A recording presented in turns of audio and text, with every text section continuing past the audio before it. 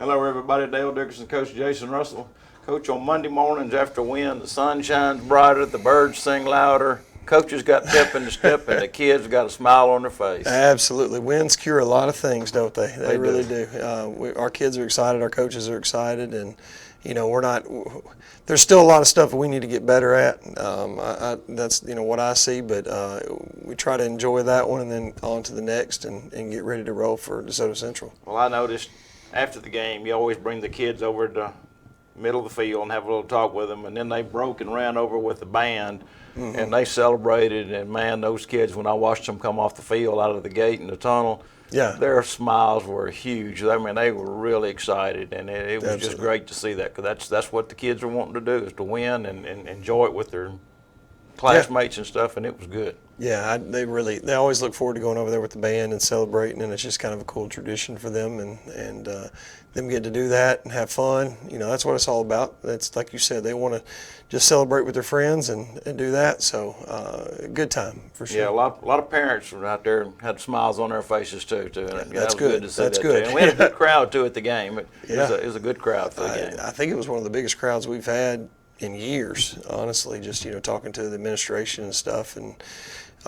we had a ton of people show up, and there was a lot more people that were at the game that were not even in the stands. So the stands were full, and then you add on top of that all the people that were underneath the stands, around the wall. That was a really big crowd on Friday night. And we put on a pretty good offensive show. We were talking before the show came on. We had 300 yards of total offense in the first half alone. Yeah, which is sometimes is a good deal for a game, and we had that in the first half. Yeah, we were really clicking offensively. Our quarterbacks are making fantastic decisions. Our running backs are running really well. Offensive line doing a good job protecting the quarterback and opening up run holes. Receivers blocking, catching. I mean, you look at the stat sheet, and I think every one of our receivers had 4 or 5 catches, and it's almost completely across the board. Everybody's got the same amount of catches. That's just how we spread the football around, and that makes it really tough for a defense to deal with. Really proud of our execution. I thought we executed really well offensively in the second half as well. They got a couple onside kicks, and that really limited our amount of offensive, drives. There's one sequence in the game where they drive down. It's the first drive of the second half. They get the ball coming out of the half. They drive all the way down. Long, methodical drive. I can't remember how many plays it was, but it was a long drive. Took up about half of the third quarter. Then they come back, onside kick it, get the ball back. And then we bid on a hitch and go, and they got a quick touchdown. So they scored 14 points, on those two series. And so we get the ball back, and I really thought it was the drive of the game. In 3 plays, we went about 65 yards in 3 plays and scored our touchdown. Yeah, that was a really big answer. And the first downs, I think last week we had either 18 or 19 first downs.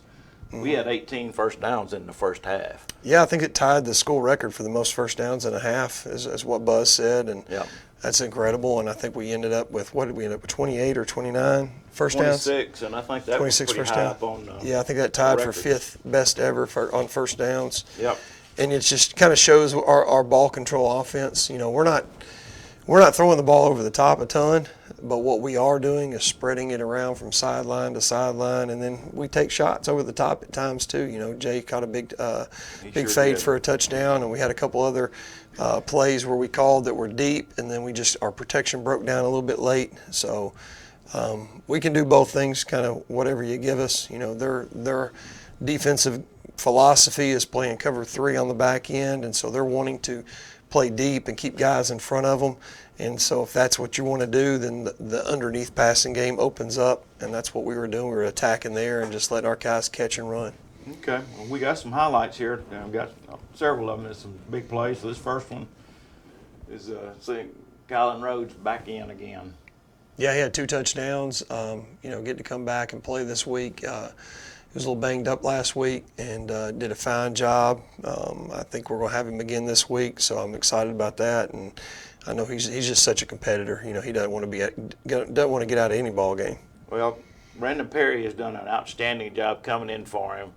But Yes. there's still no replacing your number one tailback, no matter Yeah, how much yeah. heart the other kid shows. It's just a Yeah, and step Brandon down Perry, in like you talent. said, is a fantastic football player too, and he made some blocks out there that were just unbelievable. Gained real good yardage when he ran the ball, and so we're blessed to have both of those guys.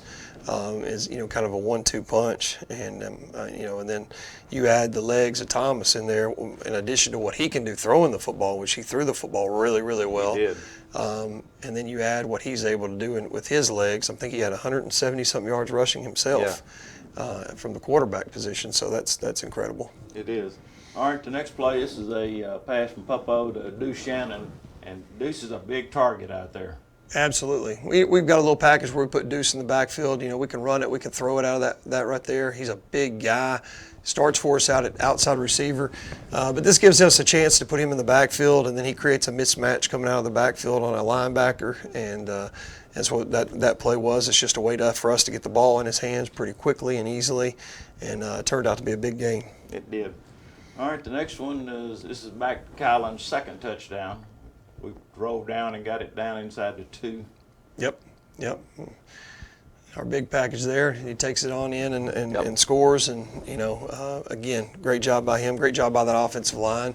One guy that I thought, to highlight on that is John Harris. He came over, hadn't been playing on that, and we did a fantastic job when we watched the film, just knocking guys off the football in that heavy package. And great job by him. Great job by all those guys as well. We've had a lot of success with that jumbo package too. It's been really good and effective for us on short yardage, whether it's a fourth down or down the goal line situation. We've been very successful implementing that. Yeah, we usually gain yardage. We unfortunately had a fourth down we didn't get on Friday night in it. We kind of missed the cut, and so but it's been very, very good to us, and we've got several things out of it. We haven't had to get too deep in the trick bag on that yet, and so there are other things that we can do though too. So good.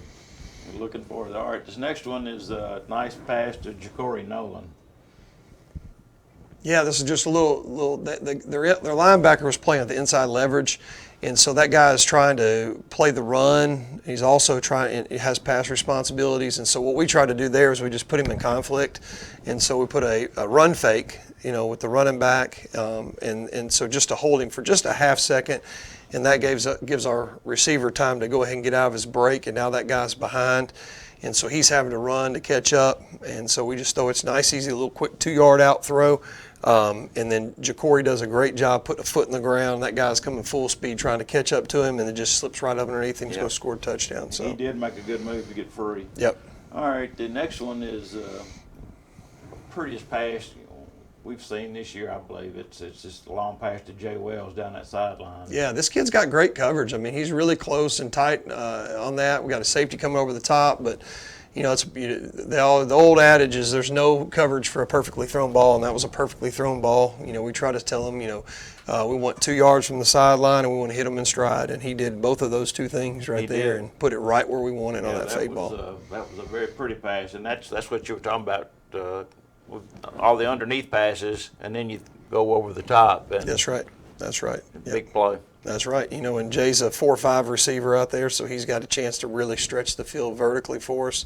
And then, I love being able to throw that fade to him. So well, all our receivers did a really good job. Like you said, a lot of them got pass catches, but they all caught the ball too. It wasn't a bunch of drops. It was, they were open. Jeremy Salisbury had a heck of a night. Caught several passes and extended it. I think he led us in receiving. I think he had 5 catches in the game, if I remember correctly. Do we have the stats right there? So he had several catches. Yeah, he had 4 catches. Salisbury did. 29 yards, yeah. Yeah, and made some real great moves after the catch to get open and get extra yardage. And that's one thing I've challenged those kids, and we talked about this week, is getting yards after the catch. And taking those small passes and getting up the field. Because again, that's what they were giving us from the. We had several catches that were like shoe tip catches. I mean, they went down and got them, and they dug it out and got it. And that, you can always catch one right there in your chest, but when it's low or behind you a little bit, it's a good receiver that can go down and get those balls. I praised them last week in last week's game against Horn Lake, those guys were making catches in the rain. The wet hands, wet football. Behind them here or there, because it's just difficult to. I mean, everything is. It's difficult to throw the ball. It's difficult to catch the ball, and those guys got it done. And then of course you see dry conditions and ideal conditions. What they're able to do as far as catching the football. All right, the next one we got a defensive highlight.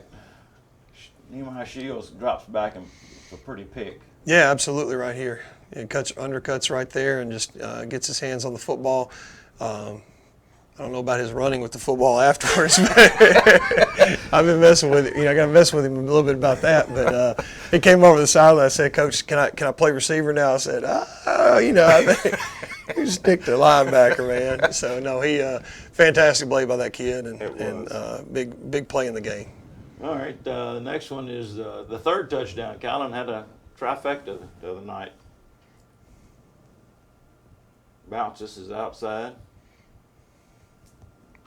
Yep, and you can see the speed right there. I mean, I think that was the play that we scored when I was talking about the drive that right after half. That was the drive that took 3 plays and covered a significant amount of yardage, and we end up capping it off with that score right there. It was fast. Yeah, it gotten to after they got the onside kick after they scored the touchdown. They got it 1 touchdown lead, so we went down the field and answered and got it back to a 2-score game. And then we didn't get the field goal. That wasn't on the highlight film. It was not, but great job by Austin Taylor. Came out there and booted it through. I think it was 36-yarder. Yeah, I mean it wasn't a short field goal. Right. And great job by Austin on that. And well, that put us up 3 scores, and that was into the fourth quarter, and pretty well sealed it. But we faced some adversity in that, letting them get back in the game, and went down and scored a couple of times and took back control of it. And I think they got 1 late touchdown. But I thought we we played really, really well defensively in the first half. I thought we ran out of gas a little bit there in the third and fourth quarter after that long drive to start the half. It just kind of gassed our guys defensively, and we've got to do. We're going to push, put that on me. We're going to condition those guys a little bit better this week in practice and make sure that they're ready to roll. And we just hadn't had a whole lot of, we've had one. This is only our second full game, so that hurt things. And first hot game really too, because we had last week was a rainy game, dreary, cool out there, and then this is the first time they really had a warm game. And had to push through it. So we've had heat timeouts like they do in the September games, and this is the first game that it actually meant something. Exactly. The heat timeouts don't mean much when it's 75 degrees. So it meant something on Friday night for sure. All right, we got a road game this week. Another opponent that touches our borders, DeSoto Central, tough team. I think they had a bye, so they had a week to prepare for us. They did. What are you looking for there? Biggest school in the state. They look like it. They look like it. Our attendance right now is about 1,000 students. Theirs is at 2,300. So they have 1,300 more kids than we do. That's a whole nother Olive Branch High School to choose from. So they got some big kids out there. They got some athletic kids. I like some things that we've got set up that we're going to be able to do against them, but. It's going to be a tough opponent. Coach Wolf is, coming back into DeSoto County, the first year at DeSoto Central, and I think he does a fantastic job coaching, and he got those guys ready to play. And they are going to be it's going to be a tough game. It really is. But I think our kids are up to the challenge. I think they're excited about the challenge. That's our last non-division game. That's right. We get ready to go into division play after that. So just final tune-up for the real season. So. And just kind of a PSA on that, our first division game got moved up a week. Yes. Okay, it's been on Twitter and everything, but just so everybody knows, that game versus Center Hill will not be the 10th. We actually moved it to the 3rd, to October 3rd. First Thursday of the month. That's right. And that was a bye week for us, and we moved it up, so we'll have the bye the second week of October, but our first division game will be a home game against Center Hill on a Thursday night. Yep, that's right. All right, Friday night we are at DeSoto Central. Love to see a big crowd again on the road. Olive Branch travel as well. If you can't, OBTV will be there to bring you the broadcast. And thank everybody this morning for tuning in to the Coaches Show. See you next week.